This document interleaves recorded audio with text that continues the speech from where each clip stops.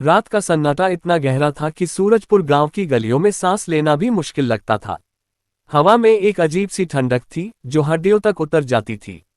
गांव के बाहर जहां बंजर जमीन शुरू होती थी, वहां खड़ा था वो पुराना बरगद का पेड़, वो पेड़ जिसके बारे में गांव वाले फुसफुसाते थे, लेकिन कोई जोर से बोलने की हिम्मत नहीं करता था। कहते थे कि उस पेड़ की छाया में कोई नहीं रुकता। जो रुका वो या तो गायब हो गया या पागल होकर जंगल में भटकने लगा।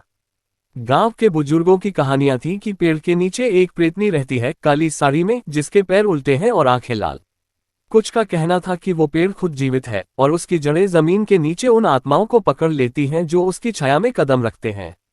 रमेश, एक 30 साल का नौजवान जो दिल्ली से अपने गांव लौटा था, इन कहानियों को बकवास मानता था। वो एक पत्रकार था जो तर्क और विज्ञान में विश्वास रखता था। उसका गांव लौटना सिर्फ इसलिए हुआ था क्योंकि उसकी मां की तबीयत खराब थी। लेकिन गांव में आते ही उसे उस पेड़ की कहानियां सुनने को मिली। उसने सोचा, क्यों ना इस रहस्य को उजागर किया जाए, ये एक अच्छी स्टोरी हो सकती है। रमेश ने अपने दोस्त सुरेश को साथ लिया, जो गांव का ही था और एक छोटा मोटा दुकानदार था। सुरेश डरपोक था, लेकिन रमेश के उत्साह के आगे उसने हामी भर दी। दोनों ने फैसला किया कि रात को उस पेड़ के पास जाएंगे और देखेंगे कि आखिर सच क्या है।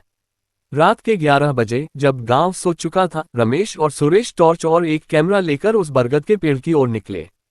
चांदनी रात थी, लेकिन पेड़ के आसपास का इलाका अजीब सा अंधेरा लिए हुए था, जैसे चांद की रोशनी वहां तक पहुंचने से डरती हो। पेड़ की जड़ें जमीन से बाहर निकली हुई थी, मानो किसी विशालकाय प्राणी के पंजे हों। हवा में एक हल्की सी सिसकारी थी, जैसे कोई फुसफुसा रहा हो। रमेश, मुझे अच्छा नहीं लग रहा, सुरेश ने कांपती आवाज में कहा। अरे डर मत, ये सब दिमाग का वहम है, रमेश ने हंसते हुए कहा, लेकिन उसकी हंसी में भी एक हल्की सी घबराहट थी। जब वे पेड़ के नीचे पहुंचे तो रमेश ने टॉर्च की रोशनी पेड़ की टहनियों पर डाली। अचानक टॉर्च की रोशनी में कुछ चमका।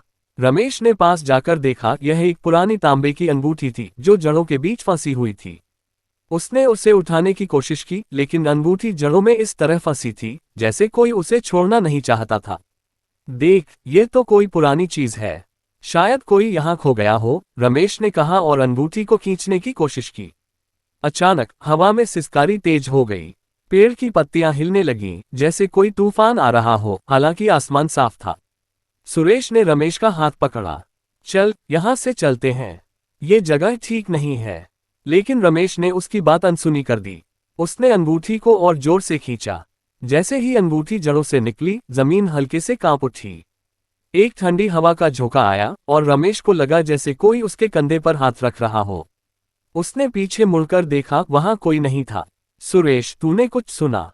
रमेश ने पूछा, उसकी आवाज में अब डर साफ झलक रहा था। सुरेश का चेहरा सफेद पड़ चुका था। रमेश, वो देख, उसने पेड़ की एक मोटी शाखा की ओर इशारा किया। वहां अंधेरे में 2 लाल आंखें चमक रही थीं। वे इंसानी आंखें नहीं थीं, वे बिल्कुल गोल थीं और उनमें एक ऐसी क्रूरता थी जो रमेश के खून को जमा दे रही थी। भाग, रमेश चिल्लाया और दोनों दौड़ पड़े। लेकिन जंगल का रास्ता जैसे बदल गया था। जहां पहले साफ रास्ता था, वहां अब कांटेदार झाड़ियां थीं। रमेश की टॉर्च गिर गई और अंधेरा उन्हें निगलने लगा। तभी एक औरत की हंसी की आवाज गूंजी, एक ऐसी हंसी जो हड्डियों में सिहरन पैदा कर दे। तुमने मेरी चीज छुई, अब तुम मेरे हो, आवाज ने कहा। रमेश और सुरेश रुक गए। उनके सामने पेड़ की छाया में एक काली साड़ी में लिपटी एक औरत खड़ी थी।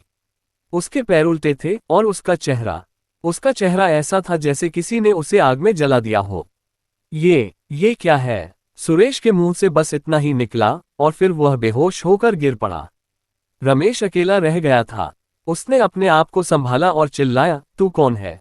तुझे क्या चाहिए? वह औरत हंसी और उसकी हंसी जंगल में गूंज उठी। मुझे मेरी छाया चाहिए, उसने कहा, और तुमने उसे छू लिया। उस रात के बाद रमेश गांव वापस तो आया, लेकिन वह वैसा नहीं रहा। उसकी आंखों में एक अजीब सी खालीपन था। वह दिन रात उस पेड़ की बात करता और कहता कि उसे हर रात वो औरत दिखती है जो उससे उसकी छाया मांगती है। गांव में अफवाह फैल गई कि पेड़ ने रमेश को अपने वश में कर लिया है। लेकिन ये सिर्फ शुरुआत थी। उस पेड़ का रहस्य गहरा था और उसकी छाया में छिपा था एक ऐसा सच जो सूरजपुर गांव को हमेशा के लिए बदल देगा।